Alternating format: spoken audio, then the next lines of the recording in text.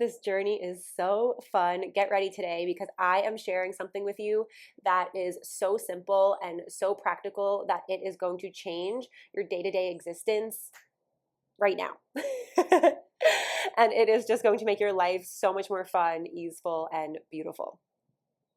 So, we started this month with the invocation of being domed by God, being in devotion to God. And then I brought you into this contemplation, this high level conversation of what is God? Who is God, right? If I'm going to be domed by something, if I'm going to be in devotion to something, what actually is that something? And so I know that was a huge conversation, and I imagine it has provided a lot of clarity for you. It has brought more curiosity and questioning for you. It has, could have done a whole slew of things.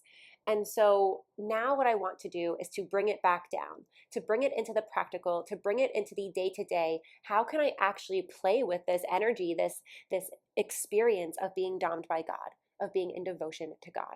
And I have so many different ways that I'm going to share with you. So I will do one at a time in different transmissions. And so the one that I'm bringing for you today, oh, this one is so good. This one's so powerful. Like when you get this, everything changes. It is to be domed by God is to listen to your intuition and take action on it in full trust, in no hesitation, in absolute surrendered yes. This is what came through. I am going to take action on that.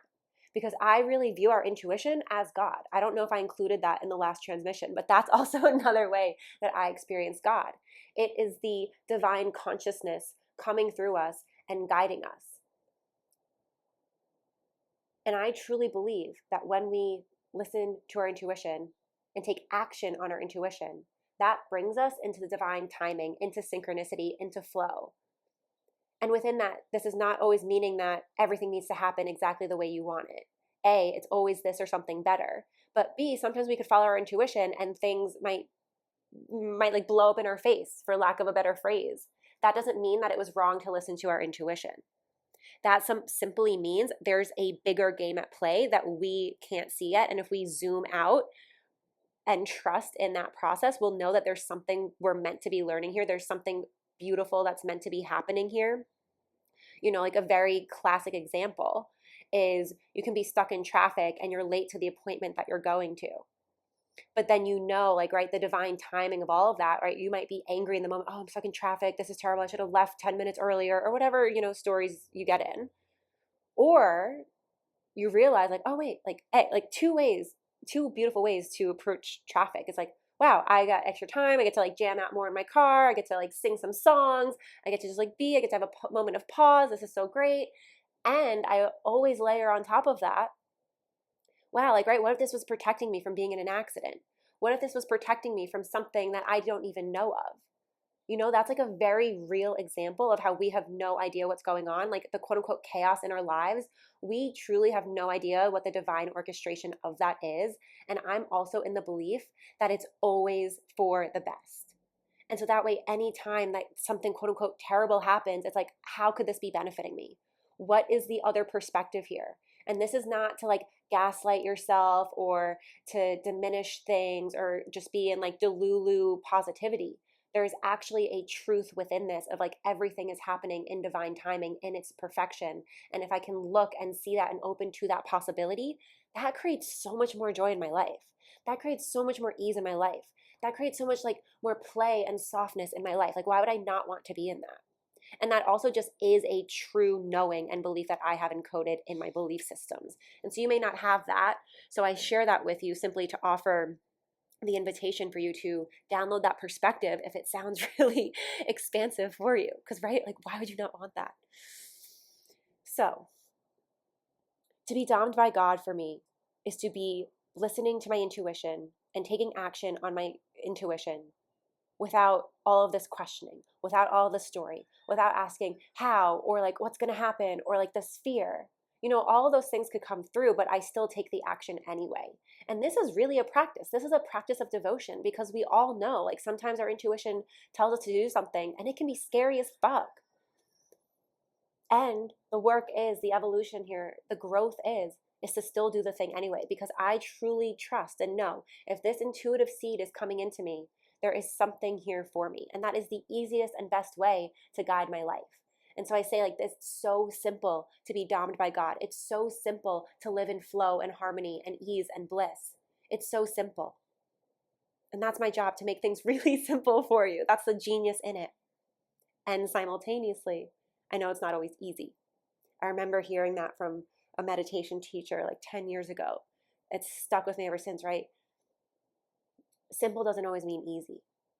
And so I also want to share that to provide the graciousness, not to see that things are always going to be hard if you're listening to your intuition, because we all know that's not true.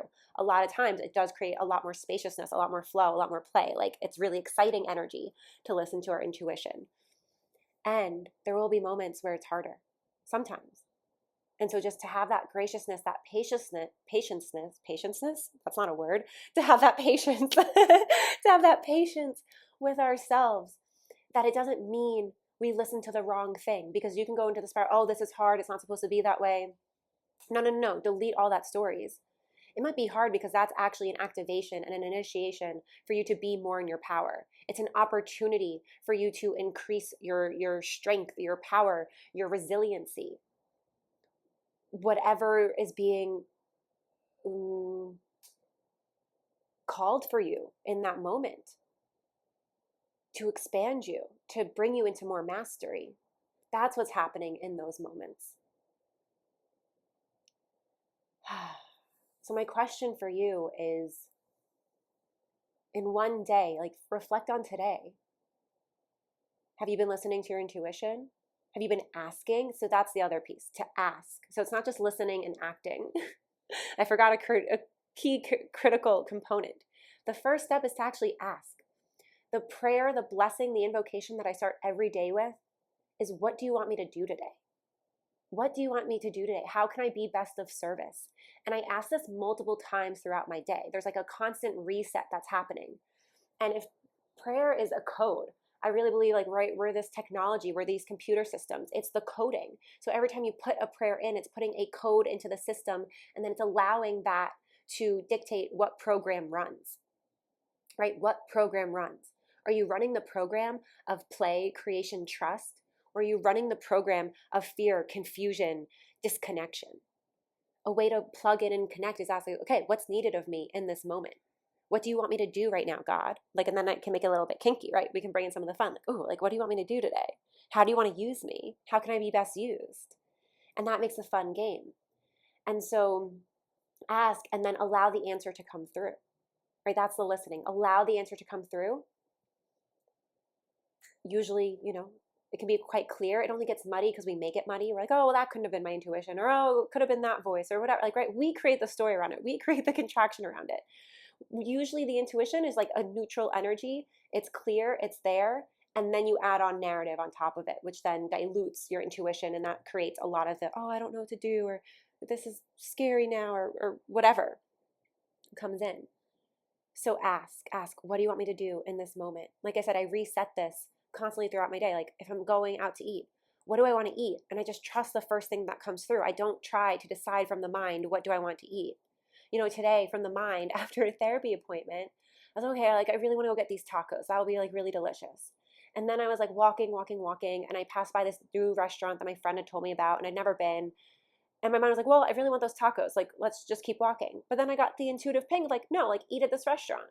And so I stopped and I just ate at the restaurant. And I didn't get my tacos, but I had another really delicious meal. And it was a switch up from the pattern. It was something different. It was fun. And that was me listening to my intuition in a really small and minor way.